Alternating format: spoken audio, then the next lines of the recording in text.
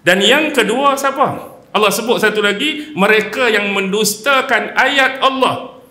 Tu nak kait dengan siapa? Kait dengan orang yang Nabi dakwah itulah.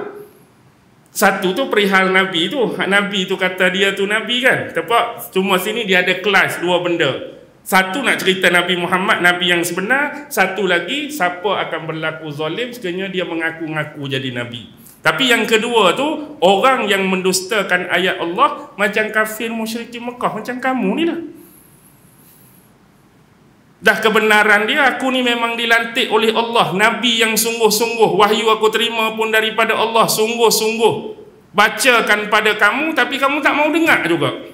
Ni pun dianggap oleh Allah, di sisi Allah, orang yang zalim, orang yang buat anaya, orang yang jahat, tak mau terima ayat-ayat Allah, tak mau terima peringatan daripada Allah, lantaran kerana tidak ada kesamaan dengan selera dan cita rasa kamu, tak ikut kecenderungan dan muyul kamu. Sebab tu kamu minta tukar tu, kamu minta mari kitab lain tu. Kamu mendustakan ayat Allah tu. Jadi mari terimalah sebagaimana yang datang daripada Allah. Tak payah nak tukar-tukar. Tapi jenis manusia ni, dia boleh tukar, dia boleh selewengkan Al-Quran. Kalau kita kata, nak seleweng macam mana Al-Quran ni? Al-Quran macam ni, senang ke nak seleweng? Dengan berjuta-juta dah orang hafaz Quran, dengan baris pun orang tahu dah baca Bismillahirrahmanirrahim. Kalau baca Bismillahirrahmanirrahim pun orang boleh detect. Agak-agak nak seleweng kok mana lagi Quran ni? Kalau kita baca ayat tertinggal pun, geng-geng tahfiz, tertinggal tu satu kalimah, orang boleh detect dah. Baris tak kena tu, orang boleh detect dah. Nak seleweng kok mana lagi? Satu-satunya yang boleh diselewengkan ialah bukan pada ayat, bukan pada baris, tapi pada pentafsirannya. Kita boleh seleweng. Jadi banyaklah tafsir-tafsir jenis orang baca ikut kepala otak dia. Sepatutnya kita menafsirkan Al-Quran, mengajarkan kepada orang lain mengikut panduan daripada ulama-ulama terdahulu.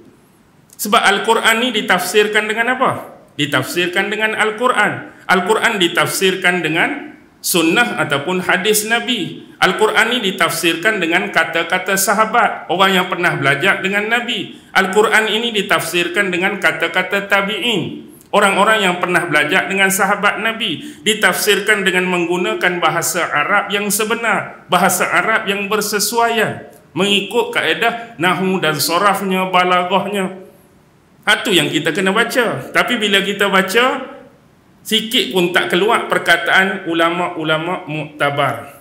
Contoh kata Saidina Abu Bakar ke, kata imam tu. Jadi kita mari baca habis ayat, pompang, hak kepala otak kita saja. Lepas tu kita pun adalah corner-corner, selewih-selewih. Ayat ni nampak zahir macam ni, ada batin dia, hak orang tak tahu, orang lain tak tahu. Jadi hang tahu tu mari mana? Kalau kata hak zahir ni sekurang-kurangnya, ni aku ambil daripada guru aku ni dalam kitab ni, imam ni kata macam ni, imam ni tafsir macam ni, ada benda. Hak hang nak syarah hak batin tu, hak kata orang lain tak tahu tu, tang mana hang ambil? Ni guru saya seorang saja tahu. Saya seorang tahu bahawa tafsir ni ada batin dia, hak tersirat. Biarlah dakwaan tu tak apalah hang nak kata batin tu, tapi batin tu, tafsiran dia tu, tang mana hang ambil?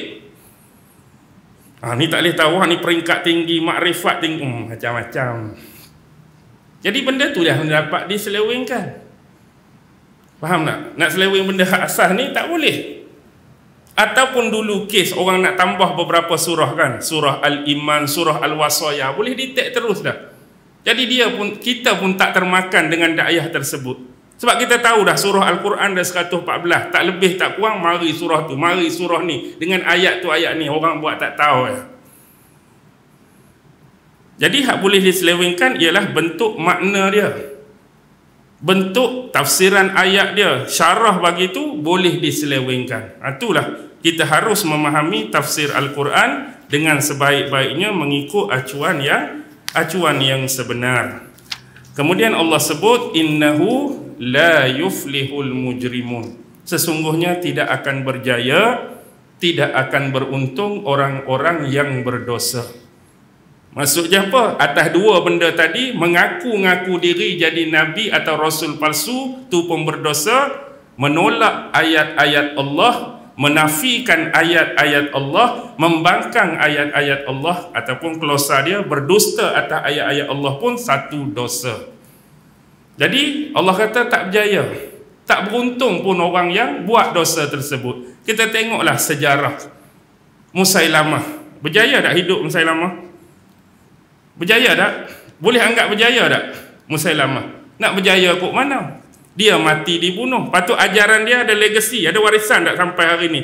Oh, aku ni anak cucu keturunan Musailamah, Nabi palsu dululah. Ajaran dia terus tersebar, jutaan orang. Tak ada, tak berjaya pun.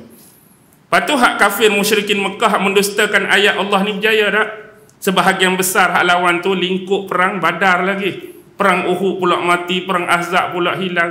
Tak ada legasi dan warisan tersebut. Tapi hak berjaya siapa? Hak sebenar. Nabi sebenar, Nabi Muhammad, dan wahyu sebenar yang datang daripada Allah yang terus kekal. Wahyu-wahyu palsu hak Musailamah baca duk mana? Tak ada siapa nak ambil tahu pun.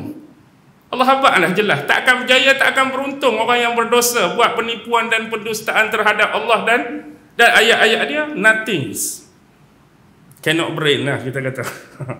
Senang. Boleh faham? Okey, saya berhenti setakat ni.